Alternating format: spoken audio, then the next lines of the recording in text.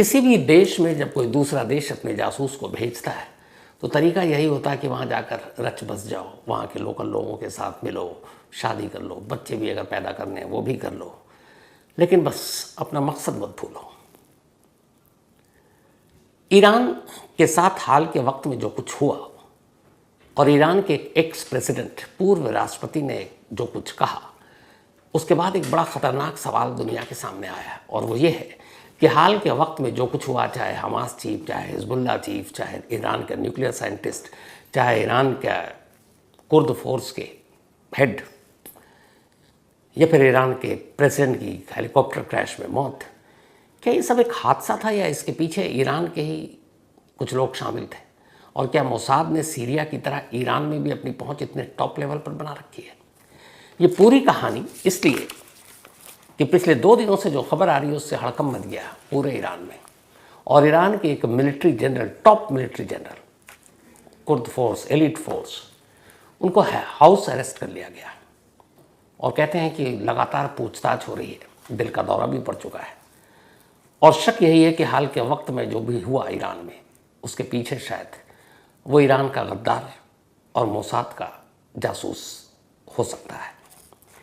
कुछ घटनाओं पर नज़र डालते हैं, उसके बाद आके कहानी बढ़ाते हैं। 2020 की बात है, 3 जनवरी 2020, इराक की कुर्द फोर्स के एलिट फोर्स है वहाँ का, उसके head Qasem Sulemani, general Qasem Sulemani, ये इराक पहुँचते हैं। इराक में कुछ मीटिंग थी और अचानक वहाँ पर एक ड्रोन अटैक होता है और कासिम सुलेमानी की मौत हो जाती है। ये कहानी भी मैंने आपको डिटेल में सुनाई है। कासिम सुलेमानी वही शख्स थे जिन्होंने ये कहा था कि मिडिल ईस्ट में अमेरिका अपने लोगों की लाशें देखेगा। और 3 जनवरी 2020 को इराक में बहुत ही गुप्त दौरा था, लेकिन कैसे खबर मिली, किसने खबर दी, ये आज भी एक राज है। कोई ना कोई तो भेदिया होगा। तो कासिम सुलेमानी की मौत 3 जनवरी 2020 को हो जाती है एक ड्रोन अटैक में। इसके बाद करीब 9-10 महीने बीतते हैं, नवंबर का महीना आ गया, साल 2020 ही है। 27 नवंबर 2020 को ईरान के टॉप न्यूक्लियर साइंटिस्ट, इनकी भी कहानी डिटेल में सुनाई है, मोहसिन फखरेजादे, एक कार में जा रहे हैं और उस कार में ब्लास्ट होता है और कहते हैं कि ये एक कंप्यूटराइज धमाका था, कंप्यूटर से बैठकर पूरा ऑपरेट किया गया था। इसकी भी डिटेल में स्टोरी सुनाई है। तो 27 नवंबर 2020 को ईरान के टॉप न्यूक्लियर साइंटिस्ट को मार दिया जाता है। कासिम सुलेमानी के बाद ये दूसरा बड़ा झटका था और ये तो ईरान की ही सड़क पर हुआ था, वो भी तेहरान में। इसके बाद 19 मई 2024, यही साल, ईरान के प्रेसिडेंट इब्राहिम रईसी ईरानी एयरफोर्स के चॉपर पर जा रहे थे और अचानक वो चॉपर क्रैश कर जाता है, ईरानी एयरफोर्स का, जिसमें ईरानी प्रेसिडेंट की मौत हो जाती है। ये चॉपर क्रैश कैसे हुआ, ये आज भी एक राज है, रहस्य है। हालांकि लेबनान में जब पेजर धमाका हुआ और वॉकी टॉकी, तो अब उससे जोड़कर देखा जा रहा है कि क्या ईरानी प्रेसिडेंट के चॉपर को भी पेजर या फिर वॉकी टॉकी धमाके के जरिए उड़ाया गया था, हो सकता है। लेकिन इसके पीछे कौन है, नहीं मालूम। अब आइए, इसके बाद 31 जुलाई 2024, मतलब ईरानी प्रेसिडेंट के मई में 19 मई को मौत हुई और उसके बाद जून और फिर जुलाई आता और 31 जुलाई 31 जुलाई 2024 हमास चीफ इस्माइल हानिया, जो इसी ईरान के प्रेसिडेंट की मौत के बाद जो नए प्रेसिडेंट बने, उनका शपथ समारोह था तेहरान में, जिनमें तमाम राष्ट्राध्यक्ष को बुलाया गया था और उसमें खासतौर पर इस्माइल हानिया भी पहुंचे थे तेहरान। ये भी कहानी आपको डिटेल में सुनाई है। तो 31 जुलाई 2024 को ये ईरानी राष्ट्रपति के शपथ समारोह से निकलते हैं और फिर तेहरान के ही एक खास गेस्ट हाउस में ठहरते हैं और उस गेस्ट हाउस की सुरक्षा की जिम्मेदारी किसी और की नहीं, उसी कुर्द फोर्स की थी। और वहाँ पर अचानक पहले से बॉम्ब रखा हुआ था और उस धमाके में हमास चीफ इस्माइल हानिया की मौत हो जाती है। ये सवाल आज भी एक राज है, किस कमरे में वो ठहरेंगे, वो बॉम्ब उस कमरे तक कैसे पहुंचा, किसने रखा, जाहिर सी बात है कोई भेदिया होगा। हमास चीफ के बाद अब फिर बात आती है उसके बाद 28 सितंबर 2024, अभी पिछले महीने, Hezbollah chief Hasan Nasrallah, Beirut के पास एक दाहिया इलाका है, वहाँ के एक बंकर में एक मीटिंग, और हसन नसरल्ला के लोकेशन किसी को नहीं मालूम होता, उसके दाएं और बाएं के लोगों को भी नहीं पता। एंड टाइम पर फिक्स होता है और ज़्यादा देर तक किसी एक लोकेशन पर वो कभी रहा ही नहीं। लेकिन 28 सितंबर को बैरूत के जिस बंकर में हसन नसरल्लाह की एक मीटिंग होनी है, उस मीटिंग की भी खबर इजराइल को पहुंच जाती है और 28 सितंबर को वह एयर स्ट्राइक करता है और उस एयर स्ट्राइक के ज़रिए उस बंकर के अंदर वो बॉम्ब फेंकता है जिसमें फिर जहरीली हवा भी है और दम घुटने से हमास वो हिजबुल्लाह चीफ की मौत हो जाती है। तो कुल मिलाकर अगर आप देखें, अब हिजबुल्लाह चीफ की मौत हो गई आपके 28 सितंबर को। इसके बाद हिजबुल्लाह में हड़कंप, करीब हफ्ता भर नहीं बीतता है, 4 अक्टूबर की तारीख आती है। अब हिजबुल्लाह चीफ हसन नसरल्लाह की जगह जिसको गद्दी देनी है, जो अगला हिजबुल्लाह का चीफ बनेगा, जिसका नाम हाशिम सैफुद्दीन, उसकी एक मीटिंग होती है 4 अक्टूबर को, हसन नसरल्लाह की एक हफ्ते की मौत के बाद, और वो भी एक गुप्त जगह पर, उसी बैरूत के उसी दाही इलाके में। और इजराइल फिर एयर स्ट्राइक करता है और इजराइल हिजबुल्लाह के चीफ के साथ अब उसके होने वाले चीफ को भी मार डालता है। अब सैफुद्दीन की मुखबिरी किसने की? तो कुल मिलाकर मैंने आपको अभी 6 नाम ही गिनाए। ईरानी प्रेसिडेंट इब्राहिम रईसी, इसके बाद वहाँ के कुर्द फोर्स के हेड कासिम सुलेमानी, फिर उसके बाद Hamas chief Ismail Haniyeh, Iran के top nuclear scientist Mohsen Fakhrizadeh, Hassan Nasrallah Hezbollah chief, Hassan Nasrallah की गद्दी लेने वाला दूसरा हाशिम सैफुद्दीन। एक एक कर ये सारे लोग इन सालों में मारे गए, इन बरसों में। इनका लोकेशन, इनका पता ठिकाना, ये कब कहाँ होंगे, कब कहाँ जाएंगे, किसी को कैसे पता? और यही चीज़ ईरान के हुक्मरानों को तंग कर रही थी कि कोई तो है जो भेदिया है। जब हमास चीफ की मौत हुई तेहरान के अंदर उस कुर्द फोर्स के गेस्ट हाउस में, उसके बाद करीब 22 लोगों को अरेस्ट किया गया था। उसमें वहाँ के इंटेलिजेंस के लोग, ईरान के अपने कुर्द फोर्स के, अपने इस्लामिक रेवोल्यूशनरी गार्ड के कुछ लोग, और इनके ऊपर शक था कि शायद ये लोग इजराइल के लिए जासूसी करते हैं, मोसाद के लिए काम करते हैं, और इनमें से कई अब तक अंदर हैं। तो एक के बाद एक ये सारी मौतें, और उन सारी मौतें उन लोगों की जिनके ईरान के साथ गहरा कनेक्शन है या फिर वो ईरान में है। हिजबुल्लाह हिमास के सर पर ईरान का हाथ है। अपने ईरान के प्रेसिडेंट से लेकर न्यूक्लियर साइंटिस्ट, उनके अपने जनरल, इन सब की मौत हो रही है। तो कोई तो होगा जो मोसाद तक खबर पहुंचा रहा है, और आज की कहानी वही है। ईरान के एक एक्स प्रेसिडेंट हैं जिनका नाम है महमूद अहमदी नेजाद। अभी जब मई में ईरान के प्रेसिडेंट का हेलीकॉप्टर क्रैश में मौत हो गई थी उनकी, तो ये फिर उस चुनाव में खड़े हुए थे प्रेसिडेंट के लिए, लेकिन इनको अयोग्य करार दे दिया गया था। और उससे पहले भी ये जब खड़े होते हैं इनको अयोग्य करार दे दिया गया, लेकिन ये प्रेसिडेंट थे। अब अयोग्य क्यों करार दिया गया इनको? उसकी वजह इनका एक इंटरव्यू है, और उस इंटरव्यू में एक धमाकेदार खुलासा है। और खुलासा ये है कि जो ईरान की इस्लामिक रिवोल्यूशनरी गार्ड कॉर्प्स है IRGC, और उसका जो बाहरी विंग है, जो विदेशी सारी इंटेलिजेंस और उसको सारी चीज़ों को देखती है, और जो उसके फोर्स काम करते हैं, उसके सैनिक, वो है कुर्द फोर्स। तो कुर्द फोर्स के चीफ और कुर्द फोर्स से जुड़े 20 लोगों पर ईरान के एक्स प्रेसिडेंट ने यह इल्ज़ाम लगाया था कि ये लोग मोसाद के स्पाई हैं, मोसाद के लिए जासूसी करते हैं। अब आप सोचिए कि ईरान का सीधे जनरल के ऊपर उंगली उठाना, और ईरान के ये जनरल कौन है जो कुर्द फोर्स के हेड हैं? ये हैं ब्रिगेडियर जनरल इस्माइल कानी। ईरान में ही पैदा हुए, ईरान में ही ईरानी रिवोल्यूशनरी गार्ड में काम किया, फिर 90s में इनको कुर्द फोर्स में डिप्टी बनाया गया। और जब कासिम सुलेमानी की मौत हुई थी इराक में, जो कुर्द फोर्स के हेड थे, उनकी मौत के बाद उस ड्रोन अटैक में कासिम सुलेमानी की जगह इन्हीं ब्रिगेडियर इस्माइल कानी ने ली। और इन्हीं ब्रिगेडियर इस्माइल कानी यानी कि ईरान की ये जनरल कुर्द फोर्स के हेड, उनके ऊपर अब इल्ज़ाम ये है कि असल में मोसाद का ईरान में बैठा हुआ कोई जो जासूस है, वो ईरानी मिलिट्री का यही जनरल है। अब अंदाज़ा लगाइए कि अगर ये खबर सही हो गई तो फिर आप मोसाद की घुसपैठ का अंदाज़ा लगा सकते हैं कि जो फोर्स ईरान की सबसे आन बान शान है, जो फोर्स कुर्द फोर्स, और उसका वो भी कि जो फॉरेन के सारे अफेयर्स देखता है, जैसे अपनी रॉ है, रॉ इंडिया में काम नहीं करती, रॉ आसपास के देशों में, दुश्मन देशों में क्या चल रहा है वो देखती है, और उनकी अपनी फिर वो भी होती है। तो कुर्द फोर्स का काम यही है कि मिडिल ईस्ट में, बाहर में, इजराइल में ये सब क्या हो रहा है, और बाहर के दुश्मनों का पता लगाकर उनको ठिकाने लगाने का काम जिस कुर्द फोर्स को है, उस कुर्द फोर्स का हेड ब्रिगेडियर जनरल जिसका नाम इस्माइल कानी है, उसके ऊपर ये इल्ज़ाम है कि हाल के वक्त में ईरान में जो कुछ हुआ उसकी मुखबिरी अगर किसी शख्स ने की है तो इस्माइल कानी है। ये ईरान का जनरल बेशक है, लेकिन ये मोसाद का स्पाई है।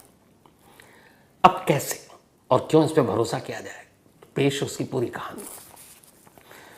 जब हिजबुल्ला चीफ की मौत हुई अभी 28 सितंबर को बेरूत में, तब उसमें यह था कि भाई हसन नसरल्ला का लोकेशन तो किसी को पता नहीं होता, तो इजराइल को कैसे पता चला। अब हसन नसरल्ला की मौत की खबर कंफर्म हो गई बेरूत में। उसके बाद ईरान के जो सुप्रीम लीडर है आयतुल्ला खामेनी, तो ईरान में सबसे बड़े वही है, कहने को वहाँ प्रेसिडेंट भी है, लेकिन पावर जो है असली वो आयतुल्ला खामेनी के हाथ में है, इसलिए उनको सुप्रीम लीडर कहा जाता है। वो रिलीजियस लीडर भी है और सुप्रीम लीडर भी है। सारे ये जो फोर्स, चाहे रिवोल्यूशनरी गार्ड या कुर्द फोर्स, इन सब के असल चीफ वही होते हैं, तो आयतुल्ला खामेनी है। तो जब हिजबुल्ला चीफ हसन नसरल्ला की मौत हो गई, तब ये हुआ कि भाई उसके लोकेशन का पता कैसे चला, और इत्तेफाक से उसमें कुछ ईरान के एम्बेसडर और बाकी लोग भी मौजूद थे। तो ईरान को डायरेक्ट ये था कि कुछ तो गड़बड़ है। उससे पहले ईरान की अपनी सरजमीन तेहरान पर हमास चीफ की मौत हो गई थी।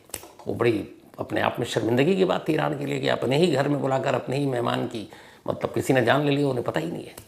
और अब यहाँ हमास के बाद जो मोस्ट पावरफुल पर्सन जो ईरान के लिए इजराइल से लड़ रहा है, वो हिजबुल्ला चीफ हसन नसरल्ला। अब उसकी इस मौत के बाद ईरान में खलबली मची। ईरान के सुप्रीम लीडर आयतुल्ला खामेनी ने यह पता लगाने के लिए कि यह कैसे और क्यों हुआ, किसी कुर्द फोर्स के ब्रिगेडियर जनरल यानी मिलिट्री हेड इस्माइल कानी को लेबनान जाने के लिए कहा। वो पहुंच गए बेरूत। बेरूत जाने के बाद अब वो हालात पर, क्योंकि हिजबुल्ला चीफ की मौत हो गई है, अब नेक्स्ट कमांडर इन कौन होगा, कौन संभालेगा, कौन हेड बनेगा, उसको लेकर आगे क्या। और फिर बहुत सारे हिजबुल्ला के लड़ाके भी मारे गए। तो वो सारी चीज़ें मीटिंग चल रही थी। अब उसमें ये था कि जो हम हिजबुल्ला चीफ के बाद जो नेक्स्ट चीफ जिसको बनना है, उससे जाकर मीटिंग करनी है और आगे की पूरी प्लानिंग करनी है। तो अब जो नेक्स्ट चीफ जिसको बनना था, हाशिम सफ़ीद्दीन। हाशिम सफ़ीद्दीन का नाम सबसे ऊपर आया और कहा गया कि हसन नसरल्ला की जगह हाशिम सफ़ीद्दीन हिजबुल्ला के नए चीफ होंगे। 28 सितंबर को हसन नसरल्ला की मौत हुई। उसके 2 दिन के बाद ये लेबनान पहुंचे, बेरूत गए। बेरूत जाने के बाद जो ईरान के सुप्रीम लीडर, इन सबको पता है, ख़ास लोगों को, क्योंकि इजराइल हमले कर रहा है, तो मीटिंग खुलेआम तो होगी नहीं, बहुत सीक्रेसी मेंटेन की जा रही है, एयर स्ट्राइक का ख़तरा भी है। 4 अक्टूबर को एक मीटिंग फिक्स हुई अगले हिजबुल्ला के होने जा रहे चीफ के साथ, और ये हुआ कि उस मीटिंग में आगे की रणनीति तय की जाएगी, सारी प्लानिंग। तब हाशिम सफ़ीद्दीन के साथ 4 अक्टूबर को मीटिंग थी। कुर्द फोर्स के हेड, ईरानी मिलिट्री के चीफ इस्माइल कानी पहुंच गए बेरूत। बेरूत पहुंचने के बाद इत्तफाक से 4 अक्टूबर को फिर खबर आती है। खबर यह कि इजराइल ने एयर स्ट्राइक किया और उसी जगह पर किया जहां हाशिम सफ़ीद्दीन मीटिंग करने जा रहे थे। अब एक और चौंकाने वाला था कि हसन नसरल्ला की मीटिंग का पता चल गया, अड्डे का ठिकाने का, जो आदमी कभी किसी को नहीं बताता है। अब जो अगला हेड बनने जा रहा है उसकी मीटिंग हो रही है और वहाँ पर भी इजराइल को उसकी जानकारी मिल गई और उसने हमला कर दिया। फिर खबर आ गई कि हाशिम सफ़ीद्दीन की भी मौत हो गई, यानी जो अब लीडर बनने जा रहा था वो भी मारा गया, जो हेड बनने जा रहा था। और इत्तेफाक से उस 4 अक्टूबर की मीटिंग में ईरानी जनरल इस्माइल कानी को भी मौजूद रहना था। अब एयर स्ट्राइक के बाद मलबे सब आ गए। इस्माइल कानी का ईरान से या बाकी लोगों से अब कांटेक्ट नहीं हो रहा है। न्यूयॉर्क टाइम्स से लेकर इजराइल टाइम्स, तेहरान, गल्फ़ की बाकी अखबारों और सब चैनल ने यह खबर चला दी कि शायद इस हमले में डिप्टी जो हिजबुल्ला के हैं हाशिम सफ़ीद्दीन, उनके साथ साथ कुर्द फोर्स के हेड ईरान के मिलिट्री ब्रिगेडियर जनरल इस्माइल कानी की भी मौत हो गई। उनके मरने की खबर मीडिया में, सोशल मीडिया पर, टीवी पे ईरान, गल्फ़, इजराइल, अमेरिका सब जगह चला दी गई, क्योंकि 4 अक्टूबर को ही और 4 अक्टूबर से वो लापता। पूरा 4 बीत गया, 5 बीत गया, 6 बीत गया, कानी की कोई खबर नहीं और लाश भी नहीं मिल रही है। अब और पुख्ता हो रहा है कि वो शायद मारे जा चुके हैं। लेकिन 3 दिन बाद अचानक कानी जिंदा हो उठते हैं और उसके बाद ईरान में कांटेक्ट करते हैं। उसके बाद जो खबर आती है वो बड़ी चौंकाने वाली थी। खबर ये थी कि जिन इस्माइल कानी को बेरूत भेजा गया था हिजबुल्ला के नए चीफ जो बनने जा रहे हैं, उनसे मिलने के लिए, उनसे मीटिंग करने के लिए हाशिम सफ़ीद्दीन के साथ, और जिस जगह पर यह मीटिंग होनी थी, हाशिम सफ़ीद्दीन के अलावा अगर किसी को उस लोकेशन की जानकारी थी तो वो इस्माइल कानी थे, ईरान के कुर्द फोर्स के चीफ। तो फिर एयर स्ट्राइक हुआ, सैफुद्दीन तो मारा गया, कहानी कैसे बच गया? तो पता चला कि किसी वजह से ये उस मीटिंग में तय वक्त पर जा ही नहीं पाए। अब यहीं से शक पैदा होना शुरू हो गया कि आप ईरान से लेबनान पहुंचे, लेबनान में आपको एक इम्पॉर्टेंट मीटिंग, हसन नसरल्लाह की मौत के बाद हिजबुल्लाह का आगे का रुख क्या होगा, उसके नए चीफ के साथ, उसके बाद प्लानिंग, और आप सुप्रीम लीडर ऑफ ईरान के मैसेज को लेकर मैसेंजर बनकर भी गए हैं। और जिस मीटिंग के लिए आपको भेजा गया वो मीटिंग फिक्स है 4 अक्टूबर की शाम को, और जगह भी फिक्स है, और जगह इतनी गोपनीय इसलिए रखा गया है कि हफ्ता भर पहले हसन नसरल्लाह ऐसी ही मीटिंग के दौरान मारे गए, जिसमें ईरान का एक एम्बेसडर भी था जिसकी आंखें खराब हो गई। और उस मीटिंग में सब कुछ होने के बाद खुद जिन 2 लोगों के बीच में इंपॉर्टेंट मीटिंग थी, उनमें से मेन इस्माइल कानी ईरान के जनरल, वही मौजूद नहीं थे। और इजराइल को पता चल जाता है इस मीटिंग का, वक्त का, ठिकाने का, और वह स्ट्राइक करता है और हाशिम सैफुद्दीन की मौत हो जाती है।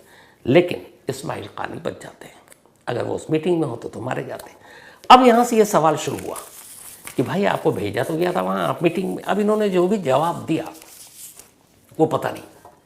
लेकिन हुआ ये कि 7 अक्टूबर के बाद इस्माइल कानी सीन से गायब, न पब्लिक अपीयरेंस कहीं, न कोई उनके बयान, न कोई मीटिंग। बाकी ईरान में सब कुछ चल रहा है। लास्ट फ्राइडे को आयतुल्लाह खामेनी ने तेहरान की मस्जिद में जुमे में सारी बातें भी की, लेकिन इस्माइल कानी गायब।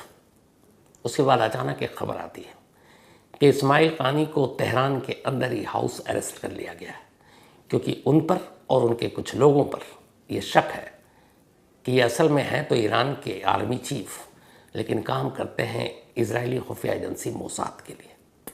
और इसी के बाद कहते हैं कि सख्त पूछताछ हो रही है, टॉर्चर किया जा रहा है। ये भी खबर आई कि इस टॉर्चर और इस पूछताछ और इस सच्चाई का शायद खुलासा होने से दिल का दौरा भी पड़ा, हार्ट अटैक। लेकिन अभी तक कहीं सामने नहीं। और जो ईरान के सोर्सेज हैं वहाँ के पावर सेंटर्स में, उनका ये कहना है कि हाँ वो सेफ तो है, हाउस अरेस्ट की कोई बात नहीं कर रहा है। लेकिन अगर हाउस अरेस्ट नहीं है तो सामने क्यों नहीं आ रहा है? भाई कुर्द फोर्स का चीफ है और इतना सब कुछ चल रहा है, जंगी हालात हैं, ईरान इजराइल धमका रहा है, और आपका मेन सिपा सालारी सीन से गायब है, तो ऐसा कैसे मुमकिन है? तो जो सारे मीडियाज़ में खबर आ रही है वो इस वक्त यही है कि हाउस अरेस्ट, और इस्माइल कानी पर ही ये शक है कि ये मोसाद का वो जासूस है जिसने एक एक कर सबकी जानकारी दी। अब जब कानी जैसा शख्स जिस पोस्ट पर बैठा है कुर्द फोर्स के, जिस कुर्द फोर्स के बिना हमास और हिजबुल्लाह कोई स्टेप नहीं लेता, अब अगर वो कोई मीटिंग करती है, कोई प्लान करता है, तो फिर इस्माइल कानी को पता है। और इस्माइल कानी को जब पता है तो फिर वो अगर मोसाद का स्पाई है तो मोसाद को तो आसानी से पता चलेगा। और यही वजह है, ये शुरू से कहा जा रहा था कि कोई ना कोई तो ऐसा है जिसने ये किया। ये बात हमास चीफ जब तेहरान में मारा गया तो उस वक्त भी उठा कि कोई ईरान का ही घुसपैठिया या गद्दार है, और उसके बाद हिजबुल्लाह के चीफ के मौत के बाद भी ये उठा कि ये कोई गद्दार है। और इसी सब चीज़ के बाद ये भी उठा कि जब ईरान के प्रेसिडेंट की हेलीकॉप्टर क्रैश में मौत हुई तो वो जो लेबनान में बाद में पेजर और वॉकी टॉकी बॉम्ब दिखा, शायद उस चॉपर में भी कोई ऐसे ही पेजर या वॉकी टॉकी था जो ब्लास्ट हुआ था, और उस ब्लास्ट की वजह से चॉपर ब्लास्ट कर गया। और ये अगर ऐसा हुआ तो अब ईरानी एयरफोर्स का चॉपर, आम आदमी की तो किसी की हैसियत नहीं है कि उसमें कुछ छेड़छाड़ करेगा, लेकिन इस्माइल कानी के पास वो पावर है कि वो कर सकते हैं, क्योंकि वो Kurd force, Islamic revolutionary guard और कुर्द फोर्स वहाँ की 2 मेन एलिट फोर्स है, और इन्हीं के ऊपर पूरे ईरान की सुरक्षा की दारोमदार है। अब सोचिए कि अगर सिपा सालारी आपका गद्दार निकल गया तो फिर उस देश का क्या होगा? और यही वजह है कि ईरान परेशान है। इस्माइल कानी की खबर बारे में यही है कि वो इस वक्त हाउस अरेस्ट, पूछताछ चल रही है, और कौन कौन ऐसे गद्दार हैं, क्योंकि बिना गद्दारी के तो ये सारी चीज़ें मुमकिन हो नहीं सकती, और इसीलिए अब उन सबसे पूछताछ हो रही है।